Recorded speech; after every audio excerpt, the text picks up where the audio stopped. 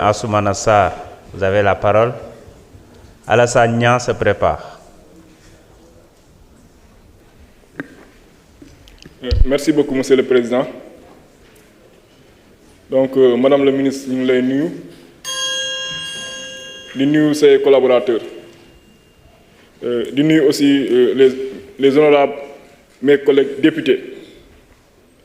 Donc, Madame la ministre, dañ la bëggoon sant au nom de tous les détenus qui sont au Maroc, de manière générale, mais en particulier les îles du Saloum, fi nga xam ne foofu laa jóge.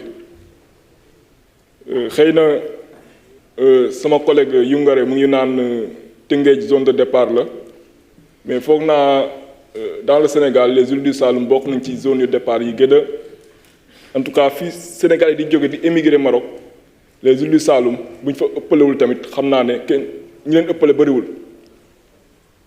Sur les détenus qui sont dénombrés au Maroc, suñu village rek, notre village, au moins il y a une dizaine qui sont concernés par ces détenus. Donc c'est vous dire, Madame la ministre, l'importance de cette convention. Parce que avant convention bi, ñun personnellement ñi fa dëkk dañu jaaxle woon.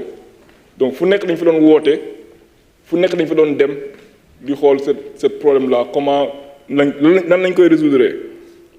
Donc sur ça, ñu ngi remercier vraiment le président, c'est sûr, le président Diomaye et son premier ministre, si seen impulsion la ñu mën a tey jii di wax ratification loi boo xam ne voté woon nañ ko depuis 2004.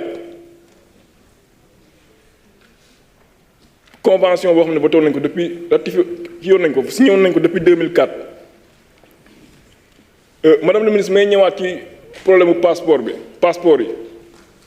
Effectivement, dans le rapport, vous avez expliqué les raisons yi nga xam ne ñoo tax Sénégalais yi di am problème pour renouveler seen passeport à l'étranger.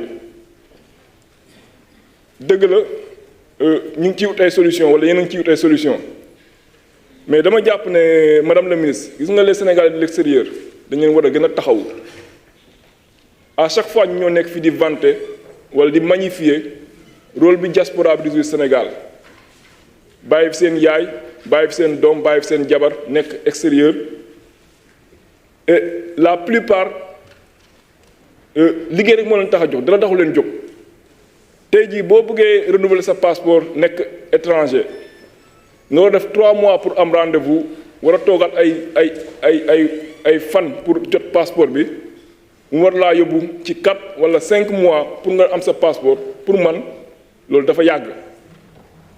te boo seetloo ces services, beaucoup de Sénégalais bu ñu waree renouveler seen passeport nekk à l'étranger, bu passeport bu desee 6 mois, ils préfèrent ñëw Sénégal vacances 6 mois yooyu renouveler seen passeport au niveau du Sénégal que di ko renouveler au niveau de l'étranger. Donc loolu rek baromètre la, parce que dañu xam ne conditions yi ñu koy renouveler foofu dafa métti. Donc Madame la ministre, donc à l'image des autres collègues qui l'ont dit, par rapport à ce problème de renouvellement des passeports au niveau de l'étranger, dañu bëgg ngeen gën leen jàppale. C'est vrai qu'il y a beaucoup d'obstacles, en particulier problème talon yi ngeen wax, mais je pense que c'est une urgence boo xam ne war nañ ci taxaw nu mu gën a gaawee. jërë ngeen jëf, merci. Jërëjëf honorable député. Alassane Niang, vous avez la parole. Honorable député Cheikh Tidiane Youm se prépare.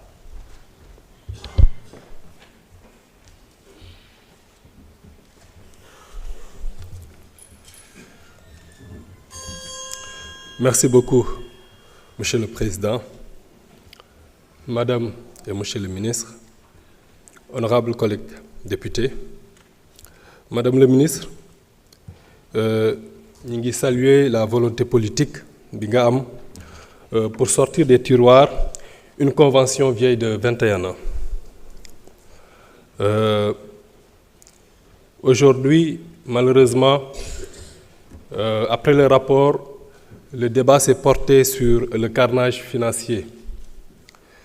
Waaye ñoo ngi interpeller les médias aujourd'hui.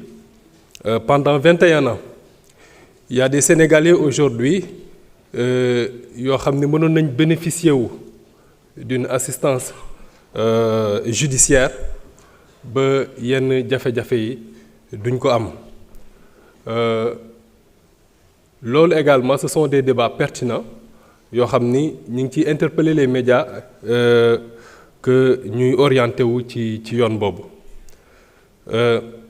Madame le ministre,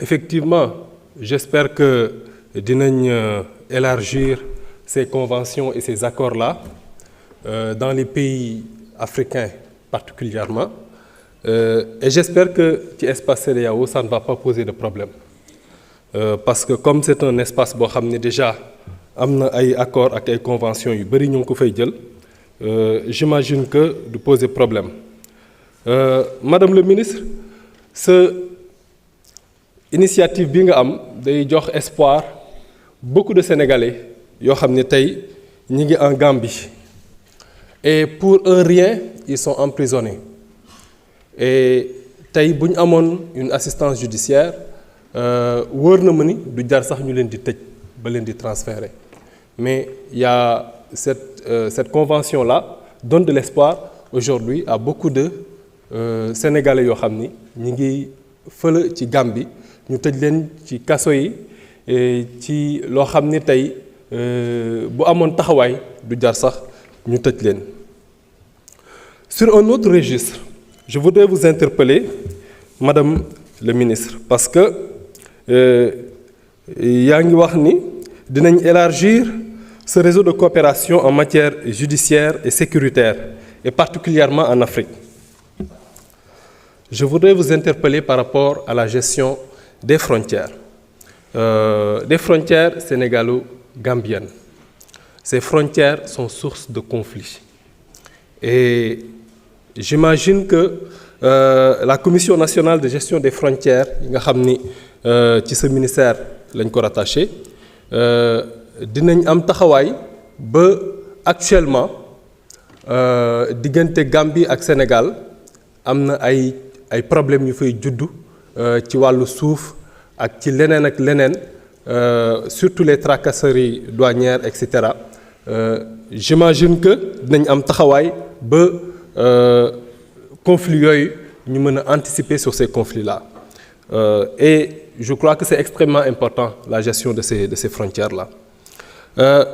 L'autre aspect bi ma bëggoon taxaw il y a effectivement eu des coopérations bilatérales damay yam ci bi ma gën a xam mooy bi am entre le Sénégal et la Gambie.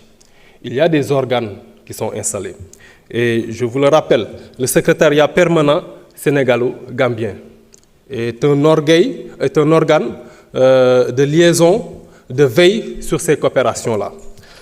Il y a deux directions yoo xam ni dañ ko war a pourvoir deux directions yoo xam ne dañ ko war a pourvoir ba léegi direction yooyu kenn pourvoiru ko dama lay interpeller laaj la lan moo ko waral waaye également ci secrétariat permanent sénégalo-gambien boobu dafa am un bureau de liaison boo xam ne dafa war a ñëw dañ ko war a indi fii à Dakar.